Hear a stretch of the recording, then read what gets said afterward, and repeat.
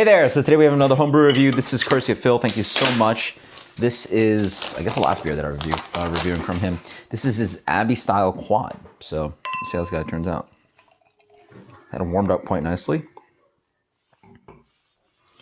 Looks like there's a pretty good head on this guy, yeah. A slightly lively carb. Belgian ales are apparently some of his favorites. I spent a year abroad. Wow, in Netherlands. So, travel all over, All right, so Belgian Pilsner, a bit of Munich, Special B, Crystal 20 Carat Pils, Candy Syrup, 120 Love, I guess is like, yeah. Syrian Goldings at 9.6, 27 SRM. Yeah, see how this guy turns out. So I will say there was a good amount of like yeast sediment, as I noticed. I guess I had it stored on the side. What he recommended, having it stored upright to have the sediment settle down. I don't know. I sort of just had it mixed in there. I mean, probably end up drinking it anyway, so had it mixed in there. So, like, there's a little bit of turbidity that sort of seems like is going on the edges, but again, he recommended the other way. I'm doing the other way. Who knows? But really nice kind of deep copper to light brown color, or medium brown color, actually. Like, medium brown color, sorry. But yeah. On the nose, pretty spot on. A lot of spice. Coming through, that's that signature Belgian yeast.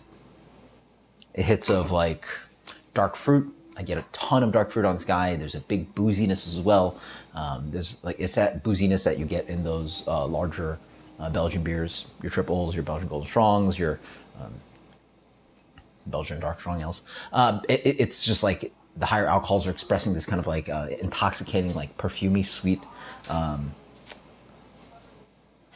alcohol note, along with a kind of almost like I'm gonna call almost like sherry. It's dark fruit with the booze, so it's like maraschino cherries. It's rum-soaked raisins. It's dried plums, dried figs, all that jazz.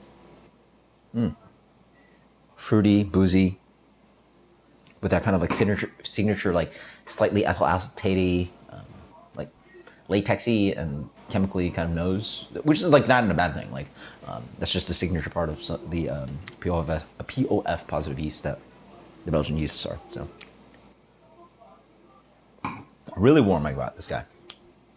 Oh wow, nice. Oh, pretty nice. Yeah. That's what a quad tastes like. That's what Belgian strong ale, well, that's what BJCP calls it. But anyway, that's what the style tastes like, yeah. It's boozy, thin, lots of dark fruit. It's the easiest way to describe it. Hits a lot of that alcohol that I was smelling up front. Wonderfully dry, like attenuated really well. Prickling carbonation on that as well. You get this lightly stewed banana character playing with the dark fruits. So I guess I was smelling it maybe, but now it's definitely on the palate. Definitely a good amount of that kind of like super ripe banana / candy banana flavor coming through, complemented with now it's moving towards a little less juicy. So we're going towards like dried dates, definitely some raisin as well.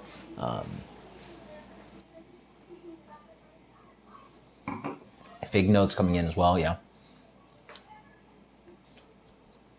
Big booze banana bomb up front. The malt, you gotta talk about, this is dark, right? So there's not only some dark fruit, but there's a little bit of this kind of like banana bread character. You're getting like a little bit of this like crystal malt kind of character to it. I guess it's crystal, but I guess the candy syrup. So that's offering that little bit of like caramelized candy sweetness. Wonderfully dry on the back end. I mean, that's that's a very good take on, quad. This is a style I generally dislike, but I think you did a great job. I've definitely tasted messier, maybe. I feel I've tasted messier commercial examples. If not, this is just around there. Does it taste commercial is always a question. Number one, yes. I find that if I had this beer this warm with a commercial example, I couldn't pour it into the glass the way I did. If I even attempted that, it would have just been all the way. So one thing I would say noticeable would be that the carb is not all the way there. Then again, American examples don't do that. The Belgian examples do.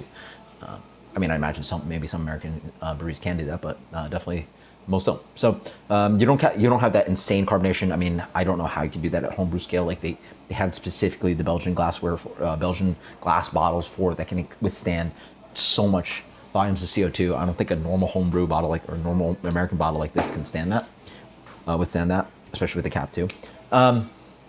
So the carb is very good. This is not flat by any chance. It is, if anything, it is definitely elevated in carbonation, but maybe not all the way there.